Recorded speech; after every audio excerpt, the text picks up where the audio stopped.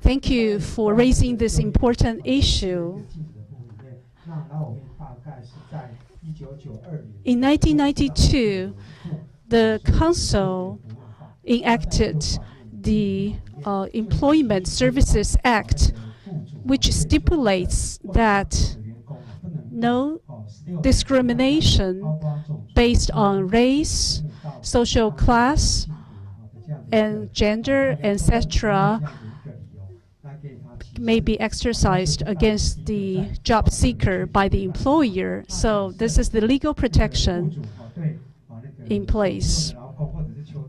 If the employer indeed discriminates the job seeker based on these grounds, then the job seeker can file complaints according to these provisions. In Taiwan's government system, we usually delegate the local government to be in charge of these complaints related to employment discrimination. Usually the local government would organize a review committee to look into these matters. If indeed there is discrimination, the employer may be subject to fines of greater than 300,000 NT dollars, but no more than 1.5 million NT dollars. And you talk about the complaints about the employment discrimination, and a high proportion of them were made by females. In fact, we had these two handbooks to distribute to the employers and the employees, so that the employees all know that if they face gender discrimination in the workplace, they have the right to file complaints. So with these promotional materials and a lot of promotional events organized nationwide, I believe everyone in this country is aware of their rights in this area. So yes, indeed, females tend to account for a higher percentage of these complaint makers. However, I think we basically provided the same information for all workers.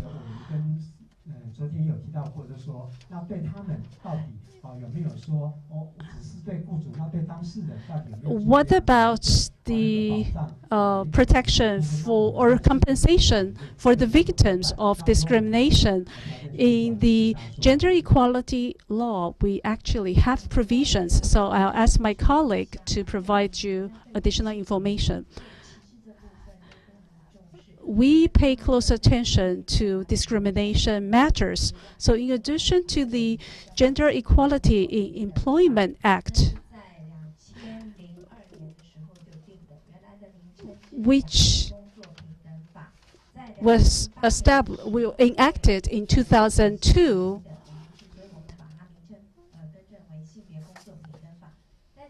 this particular law was in place in 2002, but in 2008 we revised it so as to include more gender discrimination elements in it.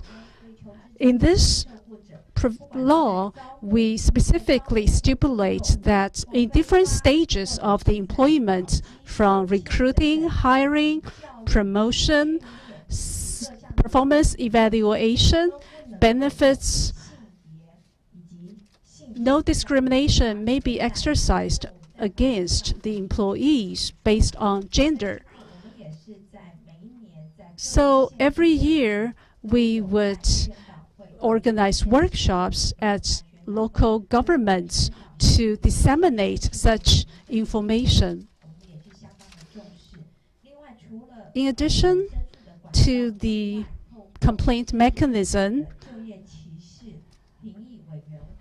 at local governments, there are also review committees for employment discrimination and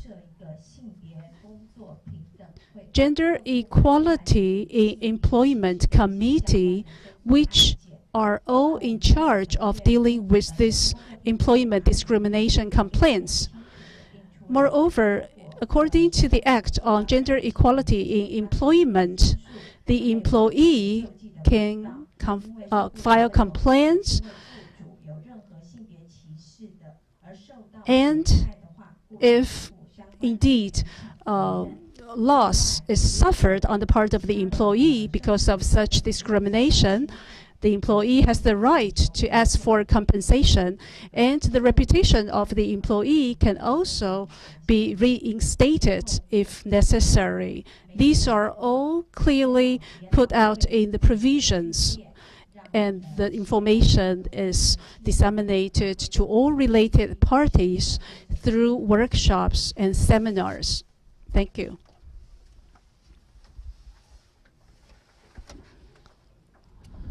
Yes? Again, I hear again and again in your replies a great deal of the law, policy, or programs like workshops that you're conducting. It's difficult to get a sense of what is the real situation. Are women really benefiting from these laws? How are you monitoring it? Do you maintain statistics and data on women's position in employment, vertically, horizontally? Is there occupational segregation? Is there wage disparity? We don't have that information from you. I just want to say that.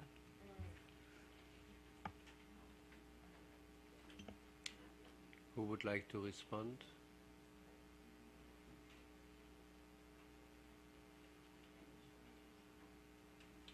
Yes, please. 刚才委员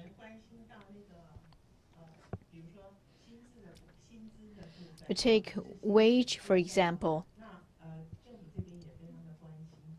This is a very important issue, high on the agenda of the governments.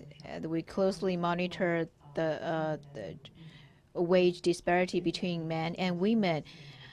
And currently, women's wage is 80% of that of men, based on our statistics. When we first started collecting information, which was about 10 years ago, women's wage was 60% of that of men, and now it is 80%, so it has been on the rise. There are some concrete measures. For example, right to participation. Can women be part of the decision-making process when they work? Now, currently, the Taiwanese government asks all the agencies, all the agency committees to have their members to be evenly spread among different genders. So each gender should not be less than 1/3 of the total member population. And currently, 93% of the committees comply with this regulation. So when it comes to gender equality, the government is taking step by step and to make improvement one at a time. And this is our long-term goal, to continue to work toward that direction. Speaking of the gender of the prosecutors, I think we have found the answer.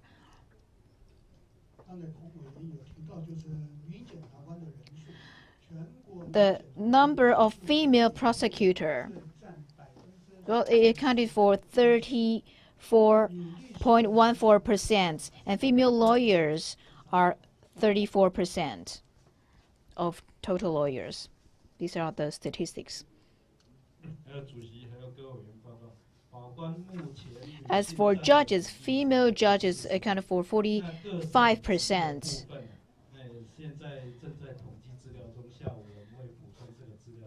And as for the detailed percentage at different instances and courts, we are calculating, and we will provide you with more detailed information in the afternoon. Also for providing further information. I have Nisuke Ando and then Jerome Cohen. Thank you very much for your very a detailed answer to questions, oral questions. In that connection, I have two more questions to ask. One is, in private business and also in government officials, in higher ranks, what is the percentage of women? Also, in ordinary level, do you have special treatment for ladies when they get pregnant, when they give birth to children? How about those sort of privileged treatment for women?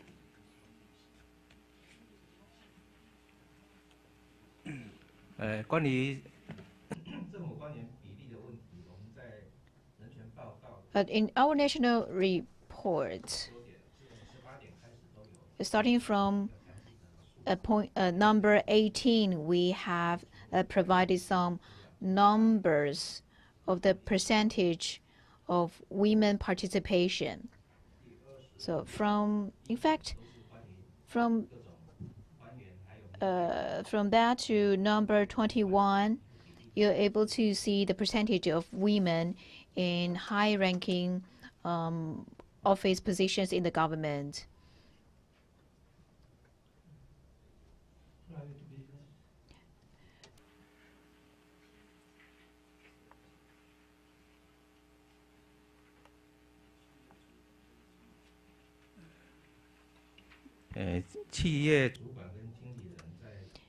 Businesses managers are the percentage of that is listed in Table 6. Table 6 lists the percentage of women as high-ranking managers.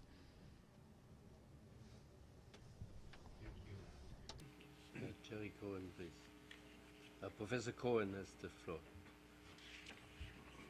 I should add one other category to my request for information about women in the legal professions. I forgot to mention law professors. I would like to know what percentage of women now are among the law professors.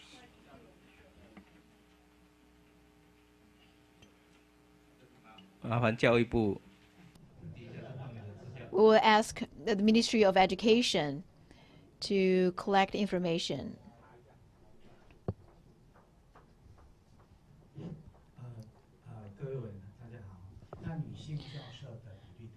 Well, the percentage of female professors allowed us to take some time to check, but generally speaking, professor at the university level, the percentage of of men as professors is higher. But please let me check more detailed information and get back to you later. Thank you.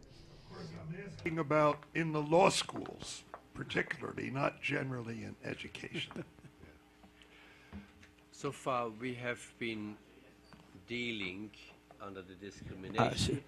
跟委员报告，法律系 Law schools, well, again, yes, please let us look up for the percentage for law schools. Yeah, and childbirth, what kind of protection women get? But that actually Well, falls Article under the Covenant 23, on Economic, yeah, Social, Cultural Rights, I guess. But please, If they have time. yeah.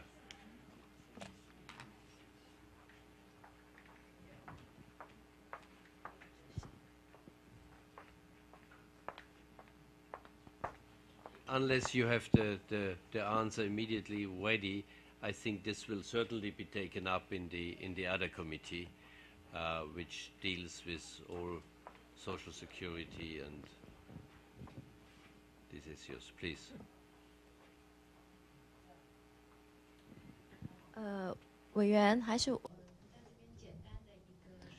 Allow me to briefly respond to the question. Currently, we have the maternity protection principle for pregnant women. So pregnant women should not work after 10 p.m. They shouldn't work night shift. They can work between 9 p.m. to 6 a.m. And if there are tasks which are more suitable for pregnant women, this woman is allowed to apply for that position, and the business owner shall not deny that application and shall not reduce the salary of the applicant. And after birth, we have maternity leave regulations in our law. Women will enjoy 8-week maternity leave. And if there's miscarriage, then these women can still enjoy a 4-week leave. These are our current regulations to protect pregnant women right now. So far, we have dealt with gender-specific discrimination, but Articles 2 and 26 go far beyond. And in the briefings we had with non-governmental organizations, there were quite many concerns about the situation, A, of persons with disabilities, B, LGBT persons, C, persons living with HIV/AIDS, apart from indigenous peoples whom we dealt with, were questions of discrimination have been raised. And I would like, since we have only 25 minutes left, to come back to these, and I first give the floor to Mrs. Dairiam. Professor Dairiam. My first question on this will be regarding, again, I go back to the level of information that you're collecting. First basic question is, do you have demographic data on the numbers and the percentage of people with disability, as well as people who profess a different gender identity or sexual orientation? And secondly, whether you have information on the needs, that the specific needs and the differential needs they have. And my third question would be whether you're collecting information, when you collect information, just as you do on matters pertaining to gender, the complaints and so on, whether there is an opportunity in law and policy for these people, including, and also in this case, indigenous people, whether you are also disaggregating your data of complaints and so on, of abuse according to not only sex, but also disability or persons with a certain sexual orientation or gender identity, or whether they are indigenous people, so that you can take specific action that matches their needs. How are you, in other words, paying special attention to these groups of people to ensure that they will enjoy, on a basis of equality, the rights and non-discrimination, the rights given in the covenant? Thank you. Please. Let me ask Ministry of Interior to respond.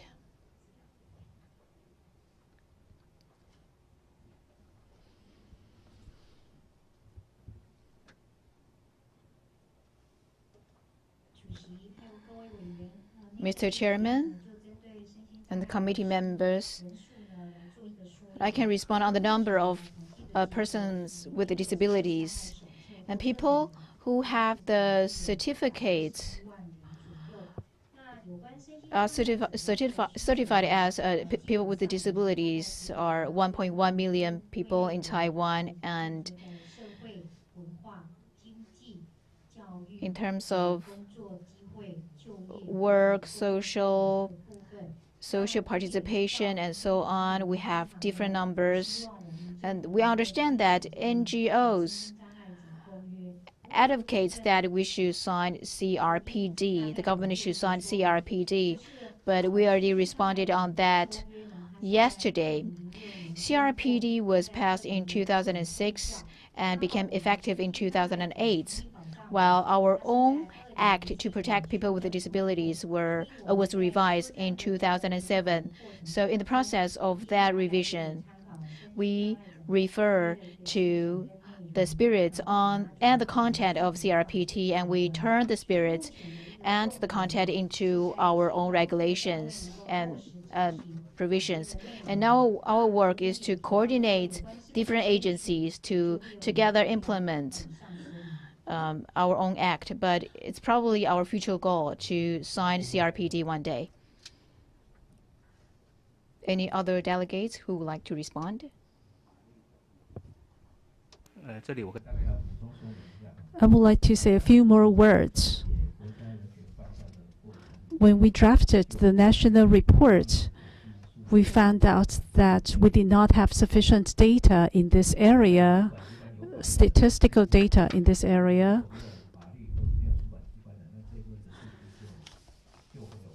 If there's a competent authority, usually the data will be available, but if there's not one dedicated authority, it's difficult to gather such data.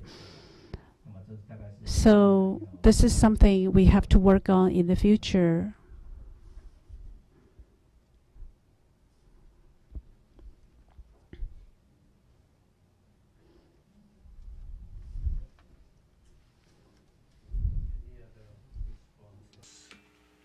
In this field about LGBT rights, I took it also that there is a certain intention to also consider ratifying the Convention on the Rights of Persons with Disabilities. There was also an issue about establishing a special governmental agency dealing with the rights of persons with disabilities. Has there been any thoughts been given to?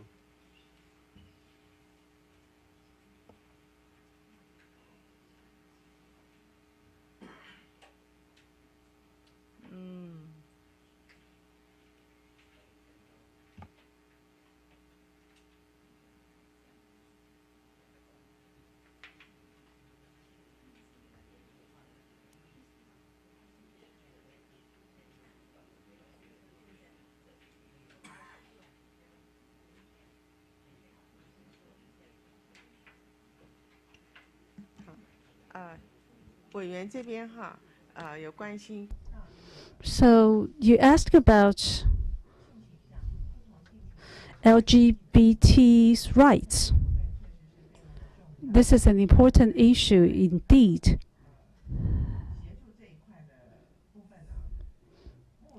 In our efforts to safeguard their rights, we have not yet had a comprehensive survey or consensus or census, so we do not know how many LGBT members we have in this country. I'm sure the DGBAS is going to perform such a census in the future.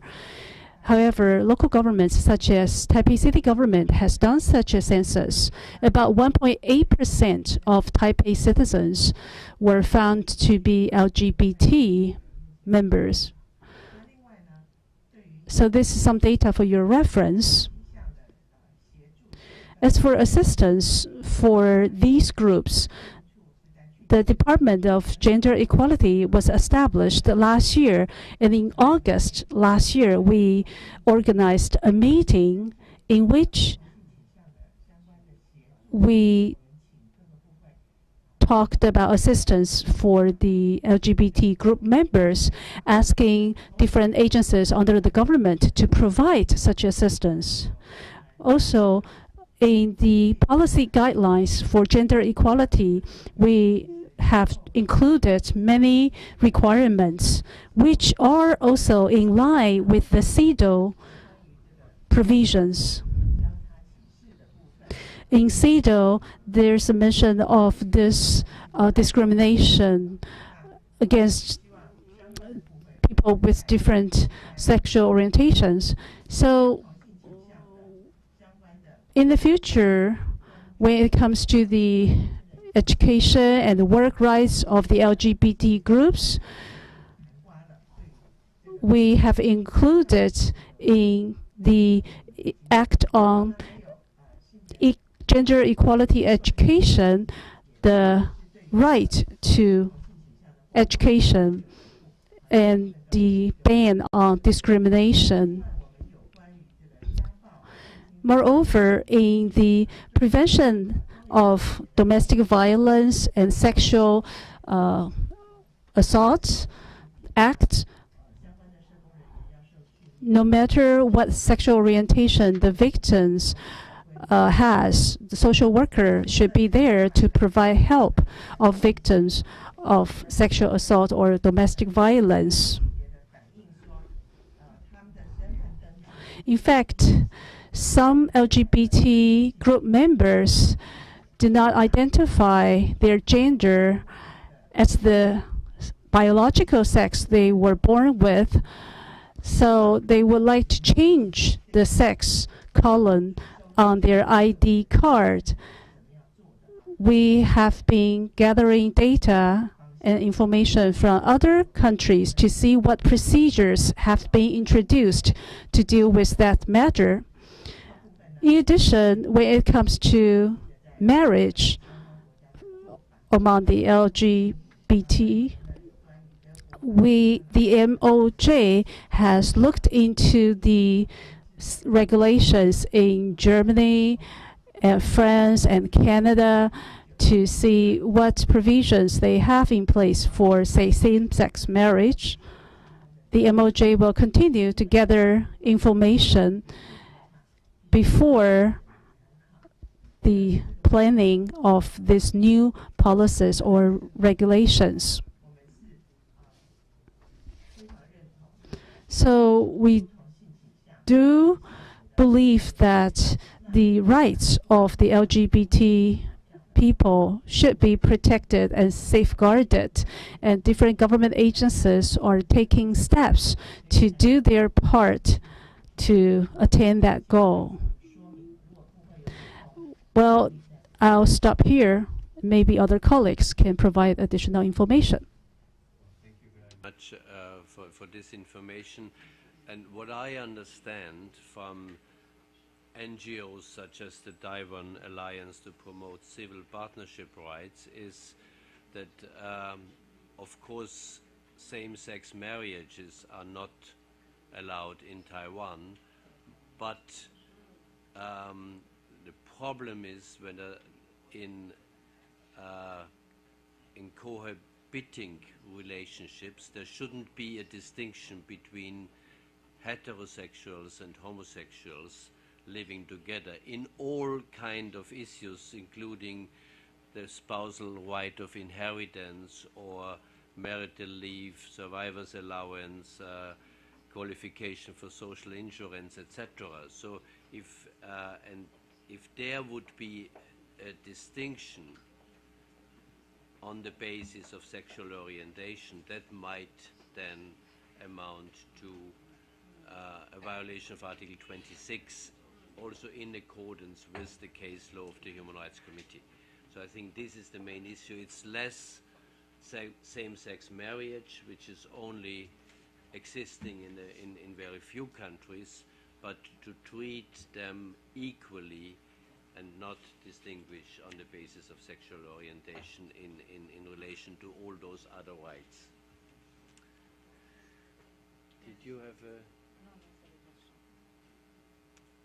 Are there any other questions now under this cluster?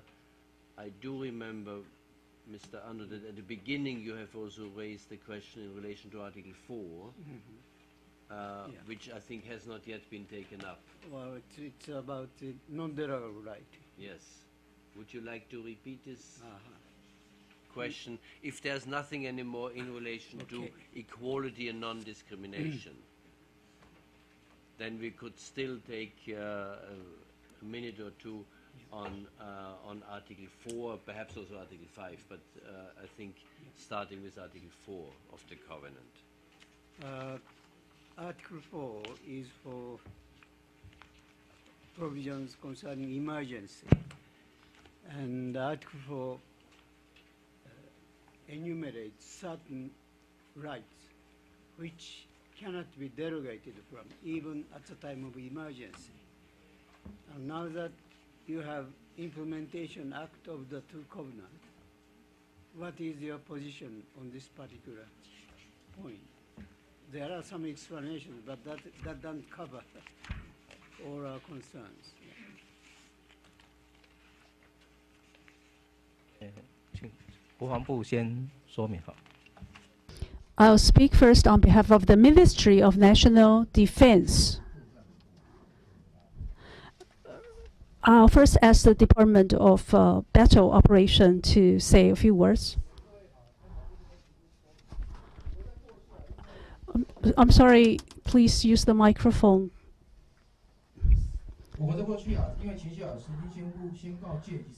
Yes, in the past, we imposed the martial law, which was lifted in 1987.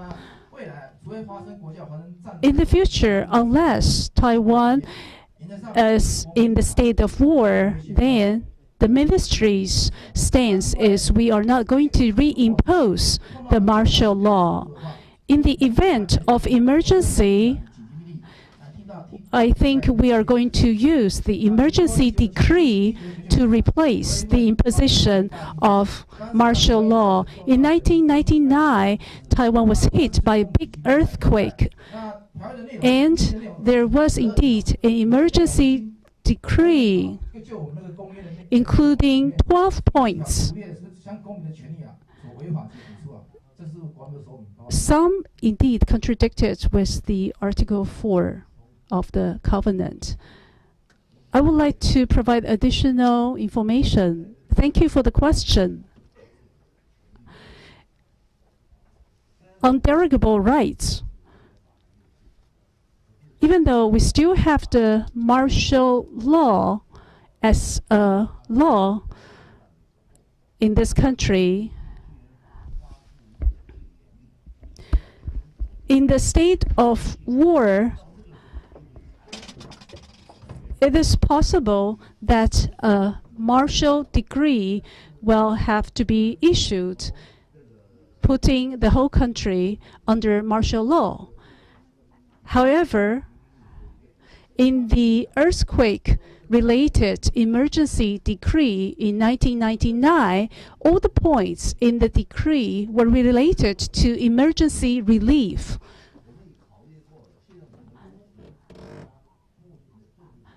We recognize our geographical location and the political environment we are in. I think it is unlikely that we are going to reimpose the martial law.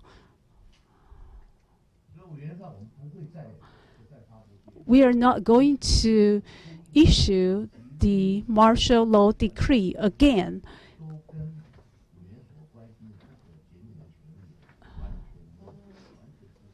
Therefore, it's not going to happen that the inderogable rights will be compromised. The 1999 emergency decree is really about emergency relief. May I provide additional information? The issuance of the emergency decree may be made not only by the Ministry of the National Defense. Instead, there will be a special task force under the Executive Yuan to make that decision. So the Ministry of Justice will definitely voice its concern about the contradiction of the Article 4 in these meetings, if necessary. Well, when we are talking about emergency, it isn't only martial law, but there are other security-related laws. For example, I see that there are security-related laws in all spheres, like even in the freedom of expression, there is a security-related law. And then there is a security-related law of trying to incite someone in the military. These are all security-related laws. So what we are asking is that how often are they used, and what is the intensity with which these laws are observed?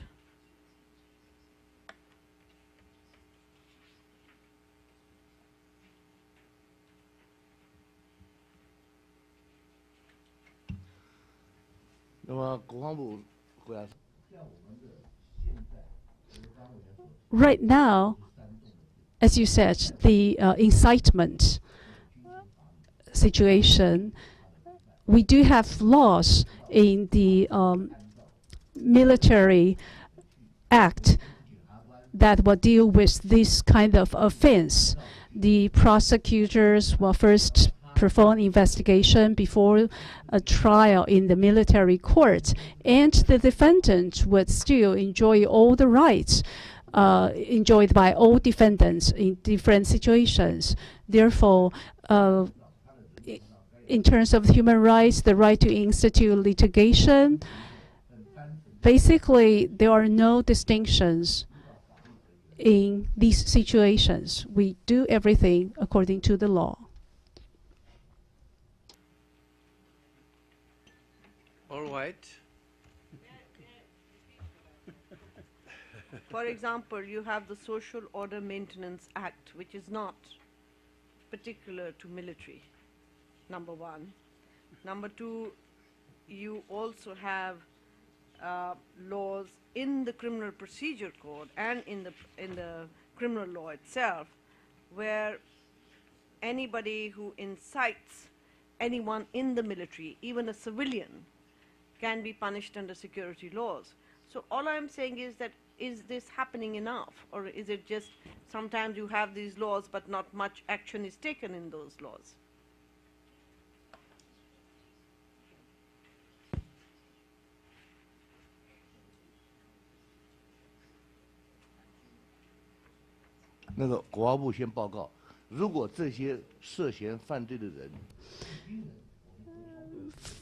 If the suspect is a serviceman, the Ministry of National Defense will intervene. Otherwise, we do not get involved.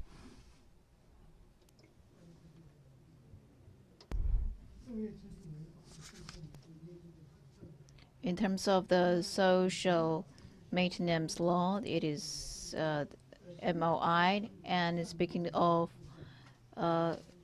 criminal code, when it comes to the offense of incitement, then the prosecutors will follow the usual criminal procedures. If a crime is constituted, then the prosecutors will prosecute it. So it is not a special offense. It is a regular, or it's a regular offense.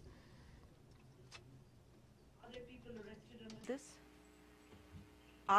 Are there some people arrested under the Article 155 of the Criminal Code?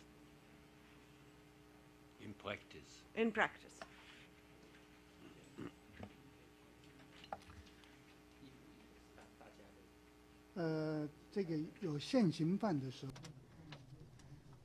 When there are offenders on the spot, then they will be arrested. If there are not offenders on the spot, then they won't be arrested. So it only constitutes a very minor restraint on human rights.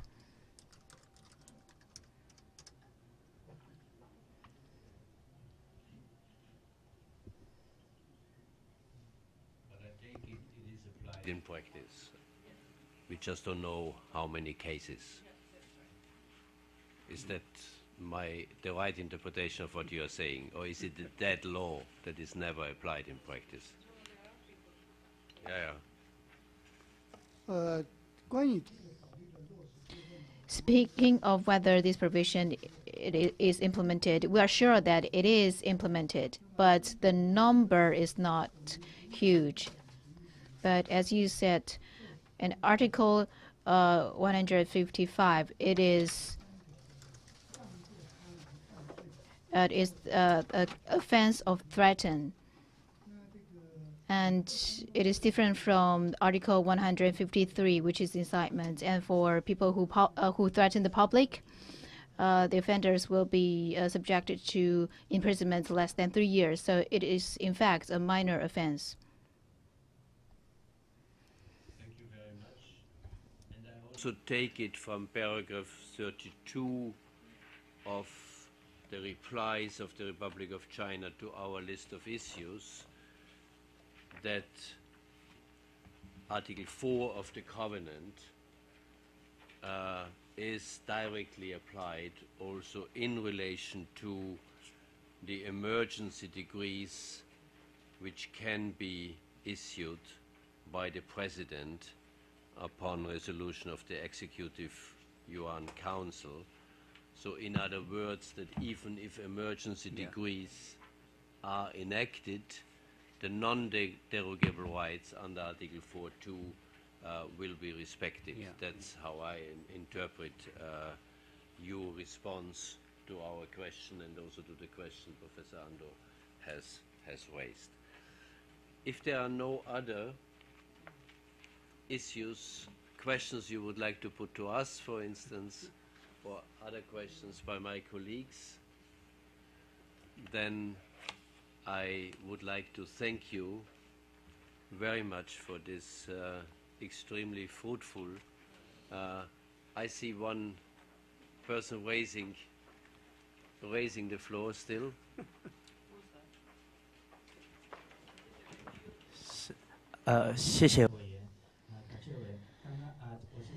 Thank you very much. I'm from Ministry of Education. I want to supplement some response because you asked about in law schools, what's the percentage of female professors? It's 27%. There are different percentages at different levels. Speaking of professors, there are 17% professors, and associate professors account for 30%, assistant professors 36%, and lecturers are 35%. Thank